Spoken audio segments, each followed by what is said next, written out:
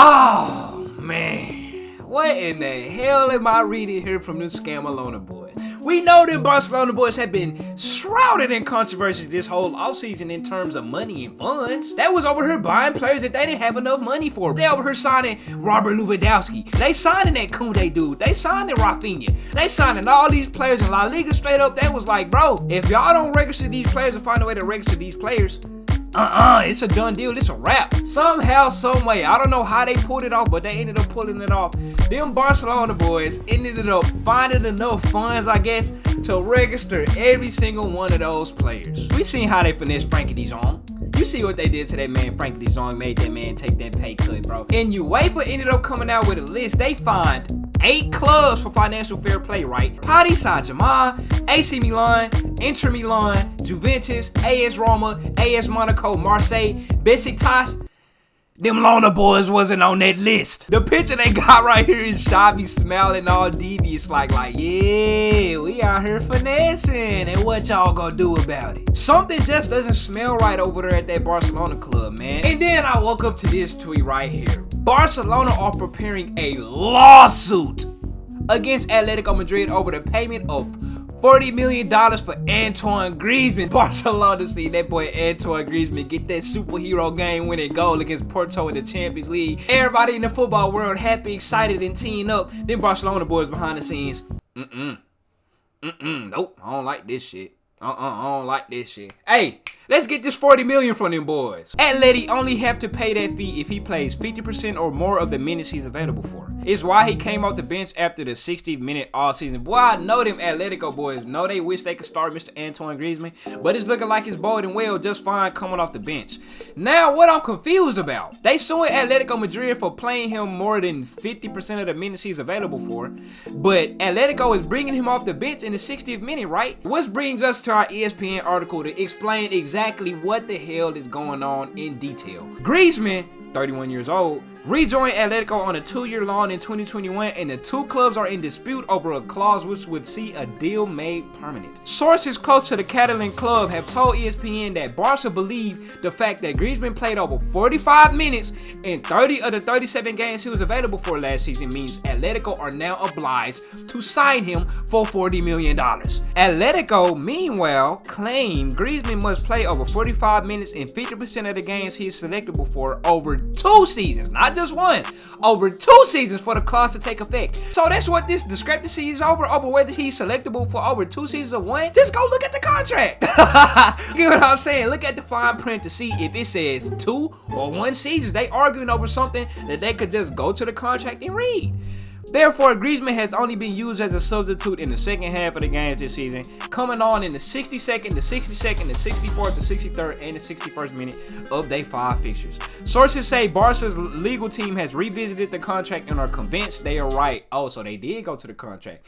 But Atletico's interpretation of the clause differs. So they did go to the contract, but Barcelona read the contract and was like, it says 1 year. And then Atletico was like, no, my interpretation of the contract means 2 years. So it's the wording, the wordplay that's kind of confusing everybody. An Atletico spokesperson told ESPN the club has received no official communication from Barcelona that they could pursue legal action, nor have they been notified by any third parties it could be the case. It is what it is, Antoine told the reporters after scoring the game winner in Atletico's Champions League game against Porto on Wednesday. Antoine say, I'm a ball regardless. Amid the controversy, amid the background noise, I'm going to get my goddamn goals, and I'm going to put my heart into playing for Atletico Madrid. I like that. That's a proper response from that boy Antoine. It's not in my hands. I want to play more, but I will give everything in the minutes I am giving. Exactly what I just said. I am happy to be here. The only thing I want is to give everything for this club, for Cholo, Coach Diego Simeone, and the fans. I like that, Griezmann. I like that response right there, bro.